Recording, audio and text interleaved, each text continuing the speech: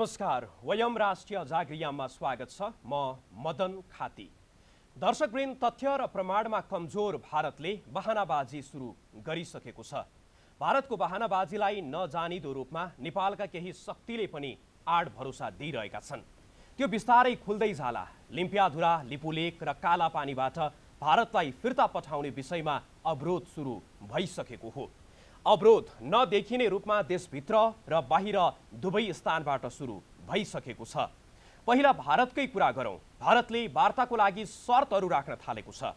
भारतको विदेश मन्त्रालयका प्रवक्ता अनुराग श्रीवास्तवले आपसी संवेदनशीलता र सम्मानका आधारमा वार्ता गर्ने बताएका छन्।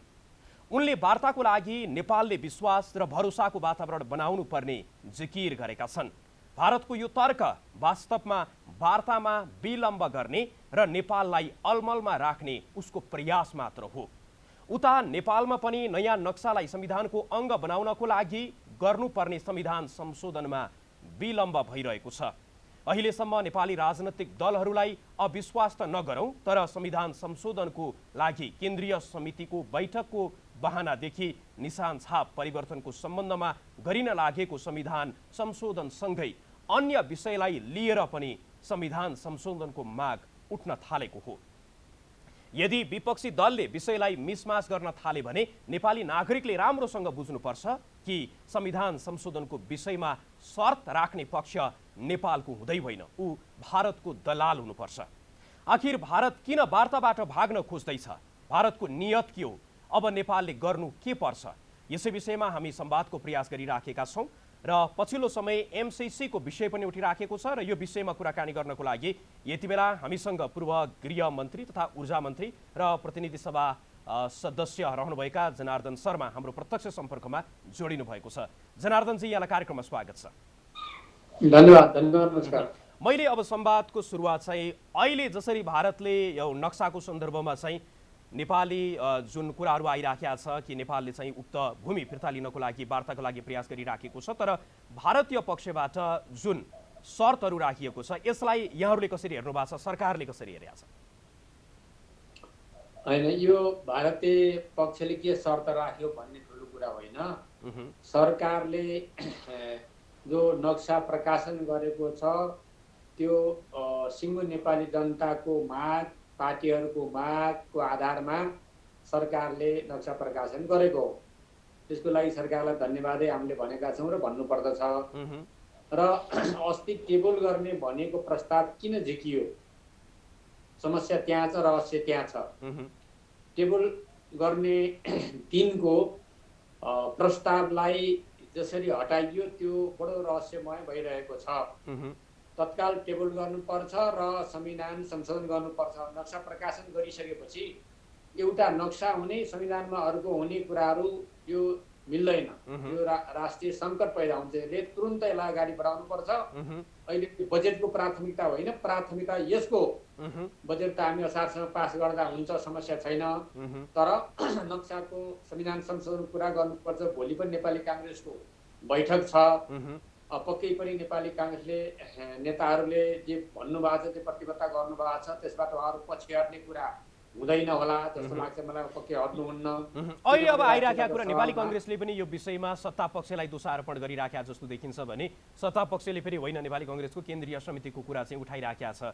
यथार्थ चाहिँ के हो? यहाँ आफैले पनि रहस्यपूर्ण भन्नुभयो, यो सरकारले पनि खुट्टा कमाइराखेका हो कि के हो? सरकारले, मुख्यतः सरकारले टेबल गर्ने कुरा किन पछि हटायो भन्ने प्रश्न हो। अब त्यो एक दिनलाई काङ्ग्रेसको मिटिङलाई पर्खेको हो भने सरकारले त्यसलाई नेपाली काङ्ग्रेसको दोष भन्न मिल्दैन कि नेपाली काङ्ग्रेसको मिटिङ पर्खेको अनि भोलि मिटिङ छ, पर्सि नै टेबल गर्नुपर्छ। सरकारले पर्सि टेबल गर्यो भने सरकारले यो टाइम दिएको हो भन्ने कुरा पुष्टि हुन्छ। अन्यथा फेरि अनेक आशंकाहरू पैदा भइरहेका छन्। त्यस कारणले तुरुन्त टेबल गरेर यसलाई अगाडि बढाउनु पर्छ, एउटा कुरा। अब दोस्रो कुरा भारतीय शर्तमा होइन कि अब एउटा समझदारीमा जाने हो भने हाम्रो भूभाग फिर्ता हुने गरी हामीले वार्ता गर्नुपर्छ। वार्ताको शर्त भनेकै हाम्रो के हो? वार्ता गर्ने हो। तर हाम्रो भूभागको बारेमा हामी वार्ता गर्दैछौँ। हामी भारतको भूभागको बारेमा वार्ता गर्दै छैनौँ। हाम्रो नेपाली भूभागको बारेमा हाम्रा सबै तथ्य प्रमाण नक्साहरूले प्रमाणित भएको कुराको बारेमा हामी वार्ता गर्दैछौँ। त्यस कारणले अरू थप के अरे शर्तहरूको कुरा यहाँ हुने कुरा भएन। तर भारतसँग वार्तामा बस्नुपर्छ र त्यो भूगोल हामीले हाम्रो हो, त्यहाँबाट हाम्रो छँदैछ, त्यसलाई भारतले आफ्नो सेनालाई त्यहाँबाट हटाउनुपर्छ, कुरा त्यति मात्रै हो। त्यसको लागि वार्ता नै मुख्य कुरा हो। पहिलो कुरा भारतसँग वार्ता गरेर अगाडि बढ्नुपर्छ र एउटा समग्र जनमत निर्माण गर्ने कुरामा पनि नेपाल लाग्नुपर्छ, नेपाली जनताको साथ। तर भारतले वार्ताकै सन्दर्भमा राखिराखेको कुरा एउटा त यो आपसी संवेदनशीलता र सम्मानको आधारमा भनेर उसले भनिराखेको छ। अर्को कुरा नेपालले चाहिँ विश्वास र भरोसाको वातावरण बनाउनु पर्ने चाहिँ त्यो शर्त नेपालको लागि राखिराखेको अवस्था छ। र अर्को पूर्ण आत्मविश्वास, जुन प्रकारको शब्दावलीहरू प्रयोग गरिराखेका छ नि, यसले गर्दाखेरि त भारतीय पक्ष त्यो वार्ता नै टार्नको लागि भूमि फिर्ताको कुरा गर्ने त त्यो पछाडिको कुरा भयो, तत्काल चाहिँ वार्ता नहोस् भन्नकै लागि चाहिँ लागिराखेको जस्तो देखिन्छ यसले त। अब हाम्रो प्रयास चाहिँ के हुनुपर्छ? शब्दको खेलमा लाग्ने जरुरी छैन। पूर्ण आत्मविश्वास छ, हामी नेपालीलाई पूर्ण आत्मविश्वास छ। सिङ्गो नेपालको आत्मविश्वास छ, नेपालका 3.25 करोड जनताको आत्मविश्वास छ। त्यस कारणले आत्मविश्वासको हामीलाई समस्या छैन। पूर्ण आत्मविश्वास साथ हामी वार्ता गर्ने हो। हामी कुनै त्यहाँ गएर बार्गेनिङ गर्न वार्ता गर्ने होइन। हामीले हाम्रो भूगोल हो र तिमीहरूले सेना राखेको गल्ती हो र सेना हटाउनुपर्छ भनेर वार्ता गर्ने हो, कुरा त्यति मात्रै हो। त्यस कारण आत्मविश्वासको समस्या हामीलाई छैन र त्यस कारणले शब्दको पछाडि होइन, अब संविधान पनि यता संशोधन गर्ने र वार्ता पनि अगाडि बढाउने कुरा तत्काल प्राथमिक कार्य बनाउनुपर्छ, पहिलो एजेन्डा हुनुपर्छ। अहिलेको पहिलो एजेन्डा यो भन्दा पहिलो एजेन्डा भएको छ, यसको छलफलको प्रक्रिया अगाडि बढ्छ। त्यसका आफ्ना विविध पक्षमा, तर हामीले गर्नुपर्छ यो एजेन्डालाई अगाडि बढाउनु, संविधान संशोधनलाई अगाडि बढाउनुपर्छ। अब अहिले आइराखेको यो संविधान संशोधन सँगसँगै फेरि अर्को संविधान संशोधनको प्रस्ताव पनि त्यहाँ दर्ताको लागि काम भइराख्या भन्ने कुरा पनि कता कता आइराखेको छ भने त्यससँगै अब यहाँले अगाडि पनि उल्लेख गर्नुभयो नेपाली कङ्ग्रेसको केन्द्रीय समिति, त्यो आफै किन आजको दिनमा आवश्यक भन्ने प्रश्न पनि जनताले नेपाली कङ्ग्रेसतर्फ पनि सोचाइराखेका छन् र यतातर्फ फेरि सरकारले कार्यसूचीबाट हटायो पनि। त्यो सम्पूर्ण कुरा चाहिँ भारतबाट पनि यो कुरालाई चाहिँ उनीहरूले आफ्नो जितको रूपमा प्रचारित गरिराख्या, नेपालभित्र पनि त्यही तरिकाले कुराकानी भइराख्ने, भारतीय त्यहाँका विदेश मन्त्रालयका प्रवक्ताले पनि अब विषयलाई यो वार्ता टार्न खोज्ने, यो त अहिले कता कता नमिल्दो जस्तो देखिन्छ नि। नमिलेकै त वार्ता भइरहेको छैन, नमिलेरै वार्ता भइरहेको छैन। संविधान संशोधन गर्ने अरू इस्यु छैनन् भन्ने मेरो भनाइ होइन। अरू इस्युहरू पनि छन्, अरू इस्युहरूमा पनि हामीले संविधान संशोधन गर्नुपर्छ। उपयुक्त बेलामा संविधान संशोधन गर्ने भन्ने नेताहरूले बोलिरहेको, सरकारले बोलिरहेको कुरा पनि छ, त्यो गर्नै पर्ने कुरा हो। त्यसमा पनि छलफल गरौँला। ती इस्युहरूलाई हाम्रो आपसी समझदारीमा लैजाने कुरा छ। तर यो राष्ट्रियताको सन्दर्भमा, नक्साको सन्दर्भमा कुनै विवाद छैन। विवाद नभएको हुनाले यसलाई तत्काल गरिहाल्नुपर्छ। अरू पनि प्रस्तावहरूको बारे पनि छलफल गरेर सरकारले त्यसपछि अगाडि बढाउने कुरामा त्यसमा पनि सरकारले कन्जुसाइ गर्नु पर्दैन। इस्युहरूमा त सहमतिले गर्ने हो। संविधान संशोधन त एउटा सहमति हो, 2/3 बहुमतले गर्ने हो। त्यस कारणले ती इस्युहरूमा छलफल गर्ने कुरालाई अगाडि बढाउन बिग्रिँदैन।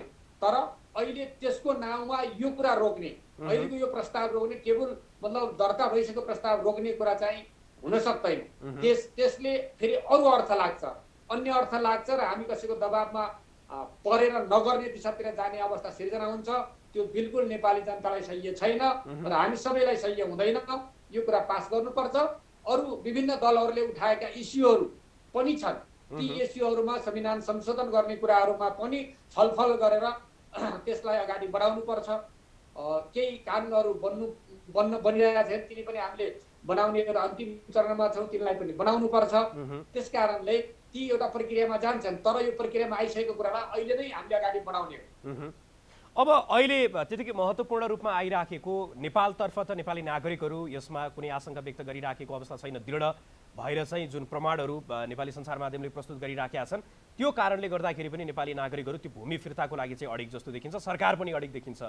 तर भारतमा भारतीय सञ्चार माध्यमले जुन भ्रम सिर्जना गरिराखेका छन्, त्यहाँका जनतालाई भ्रम सिर्जना गर्ने सरकारले पनि त्यही प्रकारको काम गरिराखेका छ। त्यसलाई चिर्नको लागि चाहिँ हाम्रो अन्तर्राष्ट्रिय सम्बन्ध चाहिँ हामीले कसरी कायम गर्नुपर्छ त्यो जनमत निर्माण गर्नको लागि? पहिलो कुरा त नेपाली ठुला मिडियाहरूले, विशेष गरी ठुला मिडियाहरूले पर्याप्त मात्रामा प्रमाणहरू जुटाएर प्रकाशन गरेका छन्। यो सरकारले गर्नुपर्ने काम मिडियाहरूले गरिदिएका छन्। त्यसर्थ म ती ती मिडिया हाउसहरूलाई, मिडियाका साथीहरूलाई, तत्सम्बन्धी खोज गर्ने सञ्चारकर्मी साथीहरूलाई म धेरै धन्यवाद दिन चाहन्छु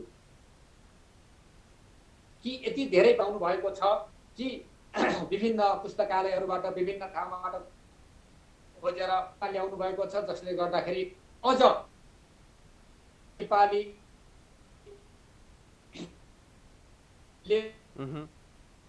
उठायो भन्ने कुरा गरेको छ, महत्त्वपूर्ण छ, जसको लागि म उहाँहरूलाई धेरै धेरै धन्यवाद दिन चाहन्छु।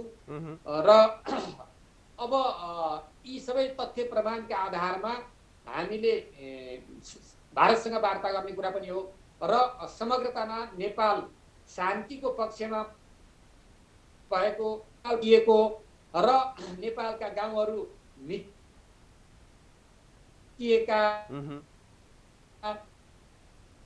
र त्यो सेना रहेको सन्दर्भ भएको हुनाले आम विश्वलाई यो बारेमा हामीले सचेत गराउने, जानकारी दिने र मतलब एउटा जनमत बनाउने कुरामा सरकारले नेतृत्व गरेर तपाईँ हामी सबै लाग्नुपर्छ।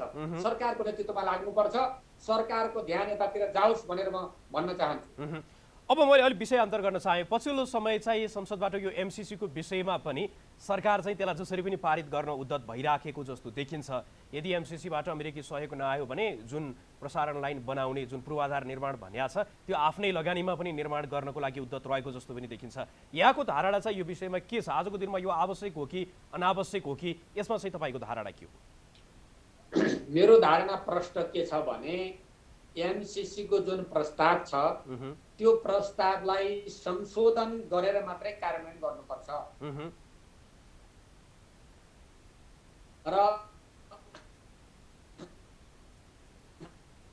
अमेरिकी वार्ताको त्यसका धाराहरू जसले नेपालको सार्वभौमिकतामाथि, नेपालको स्वतन्त्रतामाथि, नेपालको संविधानलाई नै मतलब नमान्ने खालका जो प्रावधानहरू छन् त्यसका व्यापक चर्चा भइसकेको छ। मैले दोहोऱ्याउन चाहँदैन।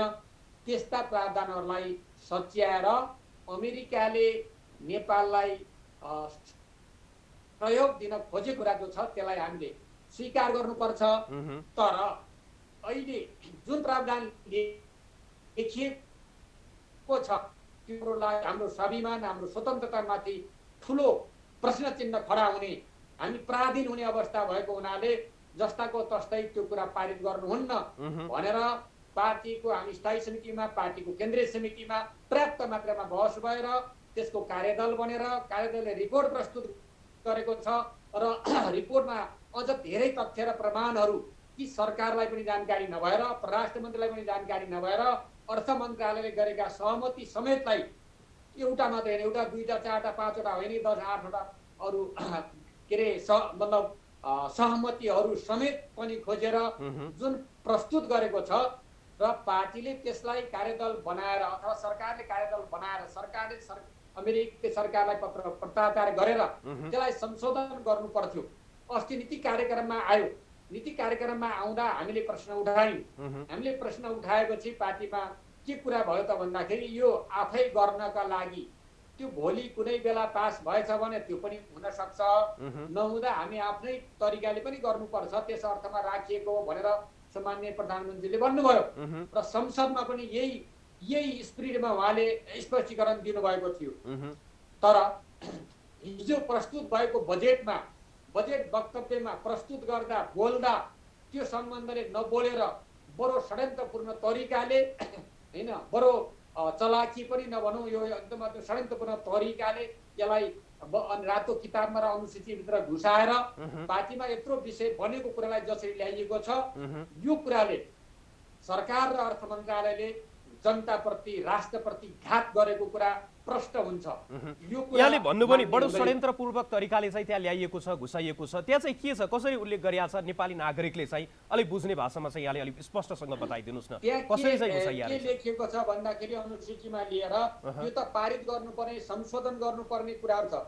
वैदेशिक अनुदान तथा ऋण सारांश आर्थिक वर्ष 2077-78 भन्ने अनुसूचीको अन्तर्गत के लेखिएको छ त भन्दाखेरि युएसडिपी युएसडिपी है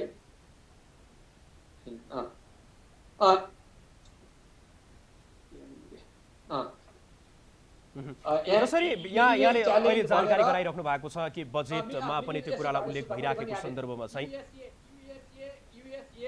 मिलेनियम च्यालेन्ज कर्पोरेसन युएसएस भनेर अब 572.72 भनेर त्यहाँको जम्मा रकम भनेर यो अरबको रूपमा होला, यहाँ लेख्दाखेरि त्यसलाई हजारको रूपमा लेख्ने बारेमा लेखिएको छ। यसरी यहाँ लेखियो, जबकि यो कुरा त्यहाँ भोइसमा भनिएन, अनुसूचीमा लिएर यहाँ राखियो। यो एउटा खालको षड्यन्त्रपूर्ण तरिकाले गर्यो, पार्टीलाई छरियो, पार्टीको निर्णयका विरुद्ध यहाँ ल्याइयो हैन। मिलेनियम च्यालेन्ज कर्पोरेसन युएसए भनेर यहाँ लेखिएको छ। यो कुराले एउटा प्रश्न खडा भएको छ।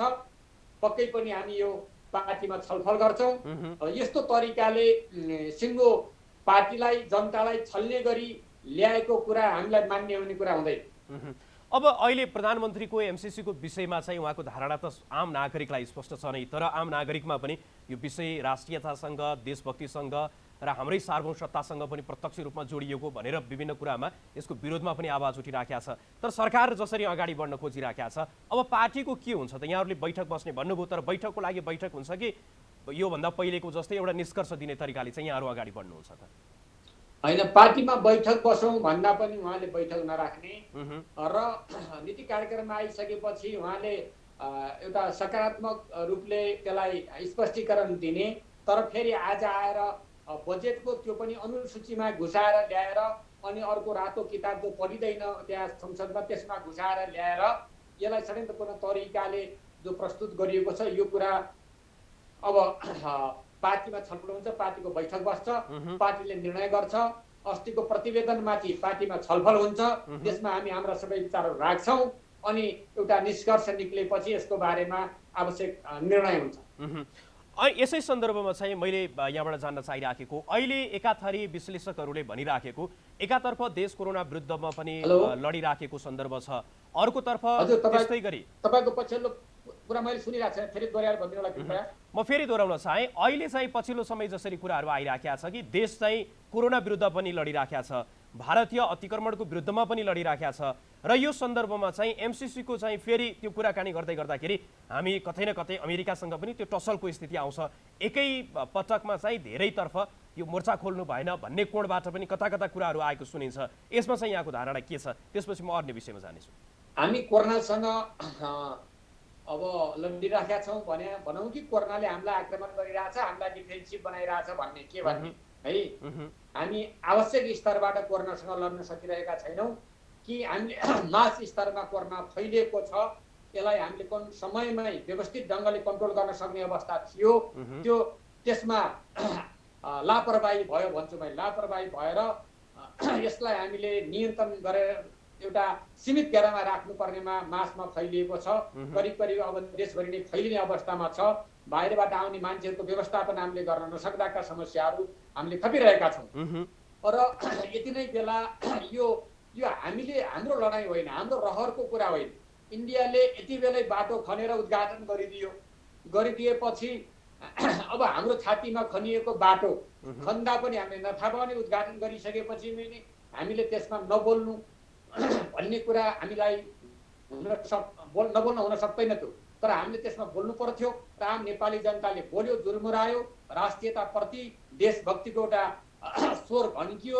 त्यसको त्यो सहित पार्टीले पहिले पनि कुरा उठाएको थियो र सबै पार्टीहरूले पनि भनेपछि हामीले नक्सा जारी गरेका छौँ, अरू केही पनि गरेका छौँ। हामीले हाम्रो नक्सा जारी गरेका छौँ। हामी कसैसँग लड्न हामी भारतसँग लड्न चाहँदैनौँ, भारतसँग हामी मित्रतापूर्ण तरिकाले संवाद र छलफल गर्न चाहन्छौँ। लडाइँ गर्ने हाम्रो कुरा होइन। हाम्रो कुरा त हाम्रो अधिकार, हामीले हाम्रो अधिकार र हाम्रो दाबी र हाम्रो भूगोलमा रहेको भारतीय सेना हटाउने कुरा मात्रै हो। त्यस कारणले त्यसलाई त्यो लडाइँको रूपमा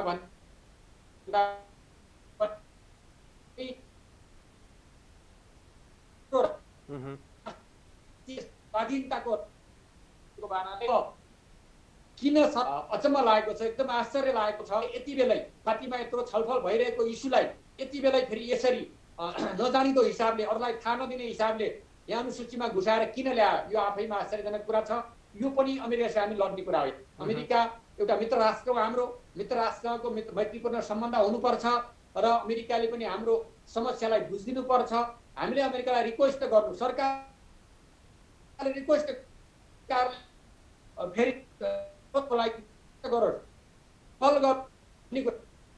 फल गर्ने यो लडाइँ होइन। सरकारले यो बजेटमा अहिले पास गर्नेतिर होइन कि अमेरिकालाई यसलाई सच्याउनका लागि केही कुराहरू छन्, ती कुराहरूलाई संशोधन गर्नका लागि सरकारले त्यहाँ छलफल गरेका।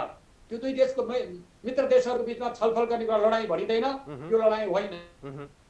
म अब अन्तिममा चाहिँ यहाँबाट अलि विषय अन्तर गर्दै पछिल्लो समय जुन रुकुमको सन्दर्भमा पनि जे कुरा आयो, रुकुम हत्याकाण्डको सन्दर्भमा जसरी चाहिँ त्यो विषयलाई चाहिँ राजनीतिकरण गर्न खोजियो र दोषीहरूलाई उम्काउनको लागि पनि प्रयास भइराखेको भन्ने कोणबाट पनि कतै कतै कुराहरू आइराखेको सन्दर्भमा यति बेला उहाँले हाम्रो आवाज सुनिराख्नु भएको छैन, उहाँसँगको सम्पर्क विच्छेद भएको छ।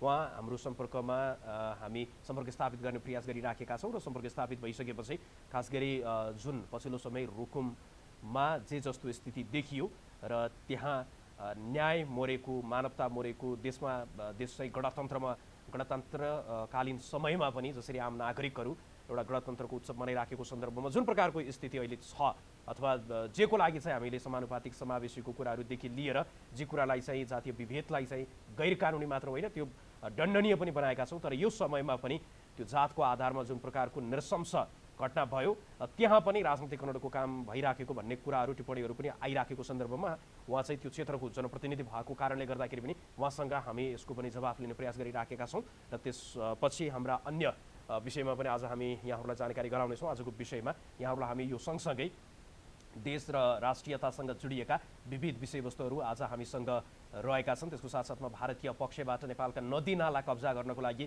इतिहासदेखि नै अहिलेसम्म भइराखेका कामहरू र ती असमान सन्धि सम्झौताहरू, चाहे त्यो नेपाल र भारत दुवै चाहिँ नेपाल राणाबाट स्वतन्त्र भइसकेपछि, भारत त्यहाँ चाहिँ ब्रिटिसहरूबाट स्वतन्त्र भइसकेपछि जुन 1950 को मैत्री सन्धि भनेर गतिएको छ, त्यो कुराहरूको सन्दर्भमा पनि हामी यस कार्यक्रममा यहाँहरूलाई जानकारी गराउनेछौँ। तर यति बेला चाहिँ हामीसँग पुनः जनार्दन चाहिँ हाम्रो प्रत्यक्ष सम्पर्कमा जोडिसक्नु भएको छ। यहाँलाई कार्यक्रममा पुनः स्वागत छ र अन्तिम मेरो प्रश्न यहाँलाई चाहिँ के छ भने अहिले रुकुममा जुन प्रकारको अस्ति भर्खरको हत्याकाण्डको सन्दर्भमा त्यसलाई चाहिँ राजनीतिकरणको कुराहरू पनि भइराखेको भन्ने कुरा पनि व्यापक रूपमा आइराखेको सन्दर्भमा यहाँ आफै त्यो स्थानको जनप्रतिनिधि भएको कारणले गर्दाखेरि पनि दोषीलाई सजाय र जो चाहिँ पीडित भइराखेका छन् उनीहरूलाई न्याय दिनको लागि यहाँहरूको प्रयास चाहिँ के छ, यो घटनालाई अहिले चाहिँ कहाँ पुगेको छ, यो विषयमा पनि निकै संक्षेपमा जानकारी गराइदिनुहोस् न।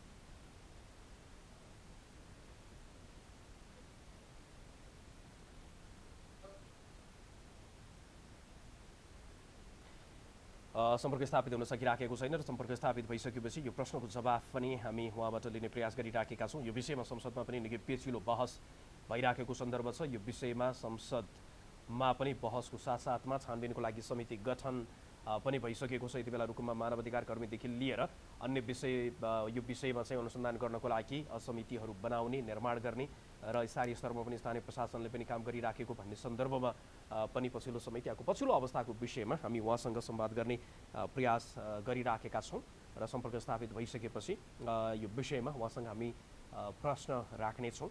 अहिले जसरी स्थितिहरू निर्माण भइराखेको छ, आजको यस कार्यक्रममा मुख्य गरी त हामी राष्ट्रियतासँग जोडिएको विषय, देशभक्तिसँग जोडिएको विषयमा नै त्यसलाई चाहिँ प्रधानता दिएर यहाँहरू समक्ष ती विषयहरू जानकारी गराउने प्रयत्न गरिराखेका छौँ। केही समय अगाडि मात्र जनार्दन शर्मा प्रभाकरले पनि बताउनु भयो कि एमसीसीको विषयमा चाहिँ जुन प्रकारको स्थिति चाहिँ आइराखेको छ, यो विषयमा पनि अब कसरी अगाडि बढ्ने भन्ने सन्दर्भमा पार्टीले एक प्रकारको निर्देशन अथवा प्रतिवेदन जारी गर्ने र अर्को तरिकाले चाहिँ फेरि सरकारले काम कारबाही अगाडि बढाइराखेको अवस्था छ।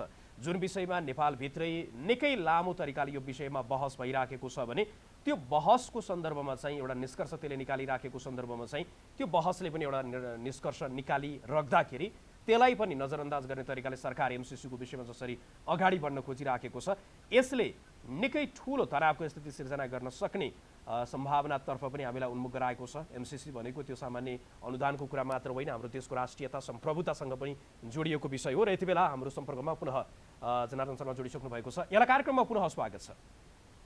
हजुर हजुर ल मैले अन्तिममा यहाँबाट जान्न चाहिराखेको जस्तो रुकुम हत्याकाण्डको सन्दर्भमा अहिले जे कुराहरू आइराखेका छ यहाँको प्रयास चाहिँ के छ त्यो विषयमा राजनीतिकरणको कुरा व्यापक आरोप प्रत्यारोप पनि चल्यो न्याय स्थापित गर्नको लागि यहाँको प्रयास के रहेको छ यो विषयमा चाहिँ निकै संक्षेपमा जानकारी गराइदिनुहोस् न मैले भन्दैछु दोषीलाई कुनै पनि हातमा कडाभन्दा कडा कारबाही गर्नुपर्छ भन्ने मेरो मान्यता छ मैले त्यो कुरा बोल्दै आएको छु र दलितहरूको विभेद गर्ने गरेका क्रियाकलापहरू कुनै पनि मान्य हुँदैनन् त्यसको लागि म जीवनभरि लडेर आएको मान्छे हो र आज पनि म त्यसको पक्षमा नै छु तर यसलाई मैले तथ्यलाई राख्दै गर्दा संसदमा मलाई बोल्न नदिने योजनाबद्ध ढङ्गले बोल्न नदिने र योजनाबद्ध ढङ्गले अनावश्यक दबाब दिएको कुराहरू बाहिर प्रचार गर्ने र म लगायत अन्य साथीहरूका विरुद्ध नाराबाजी गर्ने कामहरू जुन राजनीतिक दलहरूले गरेका छन् त्यो राजनीतिकरण गरेर उहाँहरूले अहिले दलितका विरुद्ध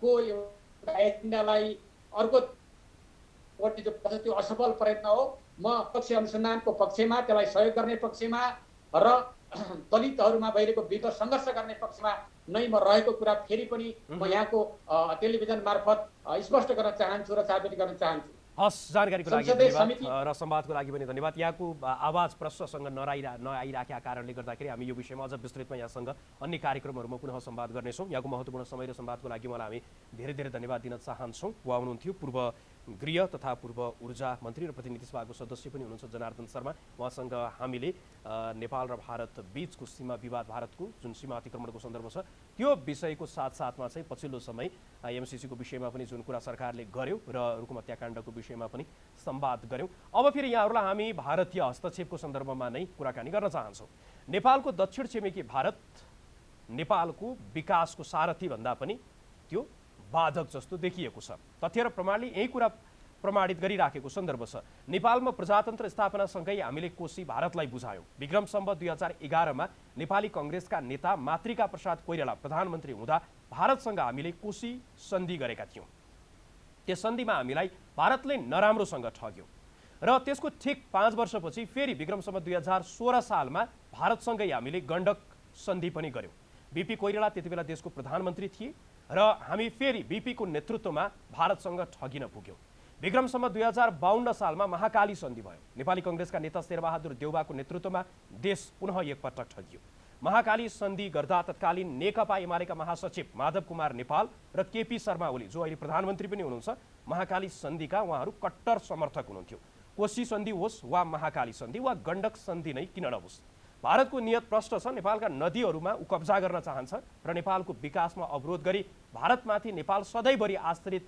रहिरहोस् भन्ने उसको चाहना स्पष्ट देखिन्छ भारत आफ्नो यही नीतिमा सफल पनि भएको छ भारत जस्तै नेपालको विकासको बाधक नेपालमा बस्ने र नेपालभित्रै भारतको गुलामी गर्नेहरू पनि छन् जो नेपालीसँगै देखिए पनि नेपालभित्र भारतीय हितको दलाली गरिरहेका छन् अब त्यस्ता दलाललाई पनि नागरिकले चिन्नु र उनीहरूले गरिराखेको काममा मिडियाले पनि बाहिर ल्याउन आवश्यक छ देशभित्र उग्र राष्ट्रवादको कुरा गर्ने तर भित्रभित्र राष्ट्रघात पनि गरिरहने नेपालका नदीनाला भारतलाई बुझाइरहने अनि जनतालाई गफ राष्ट्रवादको दिने जनताले पनि त्यही गफ पत्याएर उनीहरूलाई मत दिने जुन प्रकारको स्थिति देखिएको छ यो निकै विडम्बनापूर्ण छ उता भारत भन्ने नेपाललाई हरेक तवरले अल्मलाइरहने मात्र काममा गरिराखेको छ उसले हामीलाई पञ्चेश्वरमा भुलभुलैयामा पारेको 25 वर्ष बितिसकेको छ उसले कोशी र गण्डकी सन्धि बमोजिमको पानी आजको दिनसम्म पनि हामीलाई उपलब्ध गराएको छैन उसले नेपाल भारत सीमामा एकतर्फी रूपमा बाँधहरू निर्माण गरेको छ जसको कारण यो वर्षायाममा पनि कति नेपाली भूमि डुबानमा पर्ने हो अहिलेसम्म निर्किएको छैन हामीले नेपाल चीन सीमाबाट 2026 सालमा उसको सेना फिर्ता पठायौँ त्यस लगत्तै उसले नाकाबन्दी लगायो हाम्रो सार्वभौम संसदले 2072 सालमा संविधान जारी गर्यो भारतको दबावलाई हामीले अस्वीकार गर्यौँ उसले फेरि हामीमाथि अमानवीय नाकाबन्दी थोपर्यो हो जति जति हामी स्वतन्त्र नेपालको हितमा काम गर्न प्रयासरत हुन्छौँ भारत हाम्रो प्रयासलाई रोक्न साम दाम दण्डभेदको सबै नीतिहरू प्रयोग गरिराखेको हुन्छ अहिले पनि नेपालले लिम्पियाधुरा लिपुलेक र कालापानीलाई समावेश गरी नयाँ नक्सा सार्वजनिक गरेको छ यस लगत्तै भारतीय एजेन्टको सक्रियता देशभित्र पनि बढिरहेको छ र देश बाहिर पनि उनीहरू नेपाललाई रोक्न हरेक तवरले प्रयास गरिराखेका छन् भारत हामीलाई नियन्त्रित गर्न खोजिराखेको छ। तर भारत र भारतीय शासक उनीहरूका एजेन्टहरूले अब बुझ्न के आवश्यक छ भने नेपाल भारतको गुलाम होइन, हामी सार्वभौम देशका नागरिक हौँ र हामीलाई अरूको अहित हुने गरी आफ्नो हितमा, नेपालको हितमा जुनसुकै काम गर्न पनि पूर्ण स्वतन्त्रता छ। यसै सन्दर्भमा देशले थप विरोध ढङ्गले भारतीय विस्तारवादी नीतिको विरोध मात्र होइन कि नेपालको पक्षमा पनि काम गर्दै अगाडि बढ्नुपर्ने आजको आवश्यकता रहेको छ। यो विषयमा यहाँहरूलाई हामी लगातार यस्तै जानकारी दिइराख्नेछौँ र अहिले फेरि सरकारले जुन श्रम स्वीकृतिको कुरा पनि ल्याइराखेको छ, बजेटमा पनि त्यो कुरा परेको छ, त्यसले पनि नेपाली क्षेत्रमा खास गरी अर्थतन्त्रलाई सकारात्मक प्रभाव पार्नमा निकै ठुलो योगदान पुर्याउने पनि देखिएको छ। त्यो रिपोर्ट यहाँहरू समक्ष प्रस्तुत गर्छौँ, त्यसपछि हामी पुनः उपस्थित हुनेछौँ। आगामी आर्थिक वर्ष 2077-78 को बजेटमा विदेशी नागरिकले अनिवार्य रूपमा नेपालमा श्रम स्वीकृति लिनुपर्ने व्यवस्था गरिएको छ। नयाँ व्यवस्थाले लाखौंको संख्यामा बिना अनुमति नेपालमा काम गरिरहेका भारतीय लगायतका नागरिक कानुनी दायरामा आउने अनुमान गरिएको छ। यसले स्वतन्त्र रूपमा काम गरिरहेका भारतीय नागरिक करको दायरामा आउने पनि देखिन्छ। अहिले पनि श्रम स्वीकृति बिना विदेशी नागरिकले नेपालमा काम गर्न नपाउने व्यवस्था छ। तर भारतीय नागरिकले भने अनुमति बिनै काम गर्न पाउँदै आएका छन्। बजेटको नयाँ व्यवस्था भारतीय नागरिक प्रति नै लक्षित रहेको अनुमान गरिएको छ। बजेट सार्वजनिक गर्दै अर्थमन्त्री डाक्टर युवराज खतिवडाले कोरोनाका कारण रोजगारी गुमेका र तत्काल पुनरुत्थान भई रोजगार सिर्जना हुन नसक्ने क्षेत्रमा कार्यरत मजदुरको सिप रूपान्तरण गरी अन्यत्र काम गर्न सक्षम बनाउन आवश्यक बजेटमा व्यवस्था गरिएको छ। हस्तकला, प्लम्बिङ, बिजुली मर्मत, इलेक्ट्रोनिक्सका कालीगढ, सिकर्मी, डकर्मी, ब्युटिसियन, सिलाइ, कटाई, कपाल कटाई तालिम सङ्घ र प्रदेश स्तरमा सञ्चालन गरिने पनि बजेटमा उल्लेख छ। अर्थमन्त्री डाक्टर खतिवडाका अनुसार यसबाट कम्तीमा 50,000 व्यक्तिले रोजगारी प्राप्त गर्नेछन्। यसका लागि 1 अर्ब बजेट विनियोजन गरिएको छ। बजेट सार्वजनिक गरेको भोलिपल्ट आयोजित पत्रकार सम्मेलनमा अर्थमन्त्री डाक्टर खतिवडाले यस सम्बन्धी तालिमका लागि सरकारले 50% खर्च बिहोर्ने प्रश्न पार्नुभयो। नेपाली श्रम बजारमा विदेशी श्रमिकहरू ठुलो सङ्ख्यामा काम गरिरहेका थिए र हाम्रा कतिपय उद्योग व्यवसाय क्षेत्रका साथीहरूले हामीलाई दिएको जानकारी अनुसार त्यो सङ्ख्या 10औं लाखमा छ भन्ने हामीलाई जानकारी दिनुभएको छ। अब 10औं लाखको सङ्ख्या त यकिन गरौँला हो कि होइन, तर हामीलाई के विश्वास छ भने ठुलो सङ्ख्यामा विदेशी कामदारहरू नेपालको श्रम बजारमा सिर्जना भएका कामका अवसरको फाइदा लिइरहेका थिए। अब हामीले त्यो श्रमको अवसर नेपालीलाई दिनुपर्छ।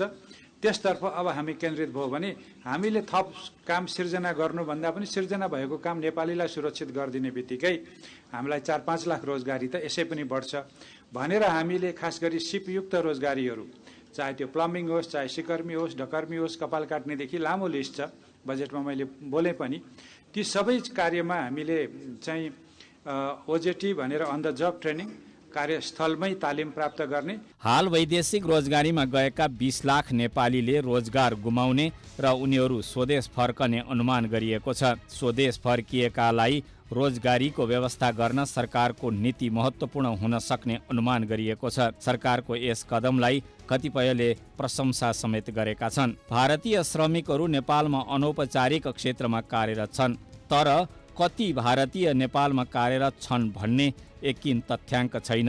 नेपालका गल्लीदेखि ठुल्ठुला व्यावसायिक प्रतिष्ठानमा भारतीय लगानी भएका कारण थुप्रै भारतीय श्रमिक नेपालमा रहेको अनुमान गरिएको छ। राष्ट्र ब्याङ्कको तथ्याङ्क अनुसार भारतमा कार्यरत नेपालीबाट 1.5 अर्ब रेमिट्यान्स आउने गरेको छ। तर उता नेपालबाट भारतीय श्रमिकले वार्षिक 4 खर्ब भन्दा धेरै रेमिट्यान्स पठाउने गरेका छन्। यद्यपि धेरैजसो कारोबार बैंकिङ प्रणालीबाट नहुने हुँदा नेपाली पुँजी अपचलन पनि हुँदै आएको तितो यथार्थ छ। यो बजेट आगामी दिनमा यस्तो नियति अन्त्य गर्न सफल रहने आशा गरिएको छ। आर्थिक सशक्तिकरण र आत्मनिर्भर राष्ट्रले बल्ल राष्ट्रिय हित र स्वाभिमान बचाइराख्न सक्छ। यस वर्षको बजेटले यसतर्फको यात्रा गर्ने राष्ट्रिय राजमार्ग बनाउन सकोस्। दर्शकवृन्द, जुन प्रकारको स्थिति पछिल्लो समयमा देखिराखेको छ र देशलाई फाइदा पुग्ने विभिन्न नीतिहरूमध्ये यो एउटा नीति पनि देखिएको छ। अब भने हामी यहाँहरूलाई ग्रेटर नेपालको पछिल्लो अवस्थामा जुन सान्दर्भिकताको कुरा पनि उठिराखेको सन्दर्भमा र नेपालले भारतको अहिलेको हालको सुगौली सन्धि पछिको जुन सिमानाको छ त्यो पनि हस्तक्षेप गरिराखेको सन्दर्भमा सुगौली सन्धिभन्दा अगाडि चाहिँ हाम्रो भूमि कति थियो त भन्ने कुरा पनि पछिल्लो समय बहसको विषय मात्र होइन, आम नागरिकले त्यो पनि जान्नुपर्ने विषय रहिरहेको छ र यहाँहरूलाई हामी त्यही विषयमा जानकारी गराउने प्रयत्न गरिराखेका छौँ। भारतले नेपाललाई जस्तै अन्य साना छिमेकीहरूलाई पनि लगातार दुःख दिने, कष्ट पुर्याउने काम लगातार त्यो गरिराखेको छ। चाहे त्यो बङ्गलादेश होस् वा श्रीलङ्का होस् र पछिल्लो समय नेपाललाई पनि उसले आफ्नो विस्तारवादी नीतिको कारणले दुःख दिने काम गरिराखेको छ। तर प्रत्येक देशभक्तले जान्नै पर्ने तथ्य यति बेला यहाँहरूलाई हामी देखाउँदैछौँ। अहिले भारत सुगौली सन्धि बमोजिम हाम्रो भूमि रहेको लिम्पियाधुरा, लिपुलेक र कालापानी माथि पनि कब्जा गरेर बसेको छ। तर हामीले इस्ट इन्डिया कम्पनीसँग युद्ध हार्नुभन्दा अघि हाम्रो सिमाना पश्चिममा काँगडादेखि पूर्वमा टिस्टासम्म थियो। यो तथ्य यहाँहरू समक्ष प्रस्तुत गर्दछौँ। 2224 राज्यलाई एकीकरण गर्ने क्रममा नेपाल पूर्वमा टिस्टा र पश्चिममा काँगडासम्म पुगेको थियो। त्यस्तै दक्षिणमा गङ्गा नदीसम्म पुगेको इतिहास छ। सन् 1799 देखि थालिएको नेपालको विस्तारित स्वरूपले 7 वर्षको अवधिमा सन् 1806 सम्म 3,67,575 वर्ग किलोमिटर क्षेत्र एकीकृत गरेको थियो। उक्त क्षेत्रफल हाल नेपालको कायम भएको जमिन भन्दा झन्डै 3 गुणा बढी हो। गोर्खाली राजा पृथ्वीनारायण शाहले यो अभियानलाई प्रारम्भ गरेका थिए। उनको अभियानमा पछि राज्यलक्ष्मी र बहादुर शाहले समेत साथ दिएका थिए। विशाल गोर्खा साम्राज्य निर्माणको इतिहास कसरी मजुरो भयो त? यस सवाल प्रष्ट हुनका लागि इस्ट इन्डिया कम्पनीले सन् 1801 मा गरेको षड्यन्त्रसम्म पुग्नुपर्ने हुन्छ।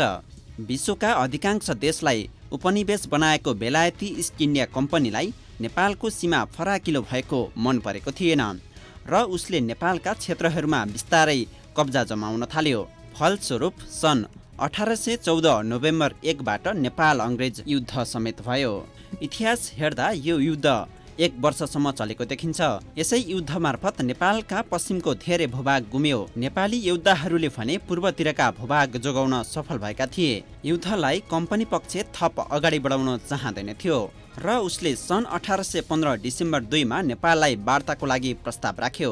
अङ्ग्रेजले 15 दिनको समय सीमा तोक्दै नेपाल समक्ष शान्ति तथा मैत्री सन्धिको प्रस्ताव राखेको हो। युद्ध मार्फत नेपाललाई जित्न नसकेपछि कम्पनीले नेपालको आन्तरिक मामिला कमजोर बनाएर युद्ध आफ्नो पक्षमा पार्ने चेष्टा गर्यो र उति बेलाका शासकहरूबीच फाटो ल्याउन सफल भयो। त्यही फाटोको परिणाम स्वरूप वार्ता आह्वान गरेको 3 महिनापछि सन् 1816 मार्च 4 मा नेपाल र इस्ट इन्डिया कम्पनी बीच सन्धि भयो। यस सन्धिले मेची पूर्व टिस्टा नदीसम्म र महाकाली पश्चिम सतलजसम्मको भूभाग गुमायो। त्यति मात्रै होइन, उक्त सन्धिले तराईका अधिकांश क्षेत्र समेत नेपालले गुमाउन बाध्य भयो। तर पनि उक्त सन्धिलाई वैधानिक सन्धिका रूपमा लिइएको छैन। सन्धिमा हस्ताक्षर गर्ने गजराज मिश्र र चन्द्रशङ्कर उपाध्याय सन्धि लगत्तै नेपाल नफर्केकाले सन्धिको वैधानिकतामाथि बारम्बार प्रश्न उठ्ने गरेको हो। त्यसको 9 महिनापछि फेरि नेपालसँग अर्को सम्झौता भयो। यो सम्झौता भने नेपालको पक्षमा देखिन्छ। भीमसेन थापाले 1816 डिसेम्बर 11 मा यो सम्झौता गरेका हुन्। सुगौली सन्धिको नामले परिचित यो सन्धिले राप्ती पूर्वका धेरै भूभाग फिर्ता भयो। त्यसपछि नेपाल र अङ्ग्रेज युद्ध करिब आधा शताब्दी शान्त रह्यो। यता सन् 1857 मा ब्रिटिस कम्पनीलाई जङ्गबहादुरले सहयोग गरेका कारण नेपालगञ्ज र कपिलवस्तु नेपालले नै फिर्ता पायो।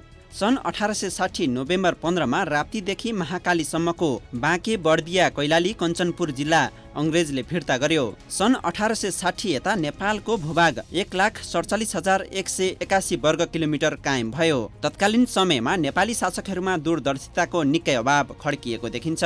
यदि शासक बलिया हुन्थे भने सन् 1947 मा इस्ट इन्डिया कम्पनीले इन्डिया छोड्नु अघि नेपालले यसअघि एकीकृत गरेको सम्पूर्ण भूभाग फिर्ता पाउने थियो। पछि राणा प्रधानमन्त्री मोहन शमशेरले 1950 मा भारतसँग गरेको सन्धिले पनि नेपालले जमिन फिर्ता पाउन सकेन। प्रजातन्त्र स्थापना भए यता नेपालको 2% भूमि अतिक्रमणको चपेटामा परिसकेको छ।